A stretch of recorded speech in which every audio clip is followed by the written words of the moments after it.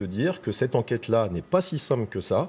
C'est pas simple du fait qu'avec toutes les vidéos qu'il y a, moi je suis convaincu que s'il y avait une vidéo qui démontrait un lien entre l'intervention de police et la chute de Steve, l'IGPN n'aurait pas fermé les yeux là-dessus, il faut le dire. Si l'IGPN n'a pas pu établir de lien, c'est qu'elle n'a pas eu d'image pour le moment ou de témoignage suffisamment fiable pour l'affirmer. Sophie Cognard. Non, Laurence Taillade, c'est pas grave. Pardon, excusez-moi. Ça m'arrive une fois par soir en ce moment, faut pas m'en vouloir. C'est pas grave. Moi, j'ai vraiment envie d'appuyer cette partie-là de l'information en elle-même, parce que je pense qu'on est vraiment, une fois de plus, en train de rentrer dans l'émotionnel. C'est triste, parce qu'effectivement, il y a un jeune homme qui est mort, un jeune homme qui a quasiment l'âge de ma fille aînée. Et donc, on se sent tous plus ou moins concernés, parce qu'on a un ami, un enfant, quelqu'un dans notre entourage qui pourrait nous ramener à Steve.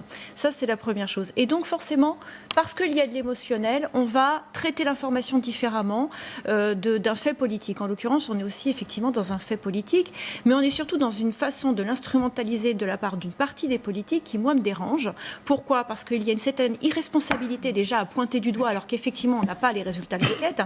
Et une autre forme d'irresponsabilité qui est, une fois de plus, de désigner la police comme étant des assassins, des meurtriers, des gens qui agressent la population. Alors que je rappelle qu'aujourd'hui, on a encore un gendarme qui s'est tué avec son arme de service.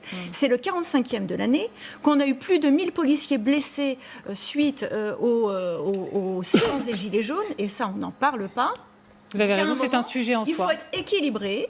Il faut rappeler que ce soir-là, il y a eu 4 policiers blessés lors de cette intervention.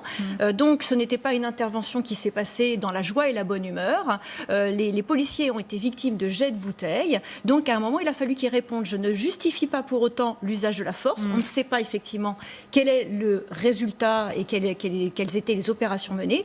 Mais en l'occurrence, il faut rappeler aussi que les policiers se suicident, sont victimes d'un bashing complet, et il faut arrêter ça. Vous parliez des réactions politiques, vous les dénonciez presque dans le moment présent. J'imagine que vous avez notamment pensé à Jean-Luc Mélenchon, qui sur Facebook a réagi notamment. À lui, j'ai entendu Olivier Faure ce matin, qui m'a semblé totalement irresponsable. Jean-Luc Mélenchon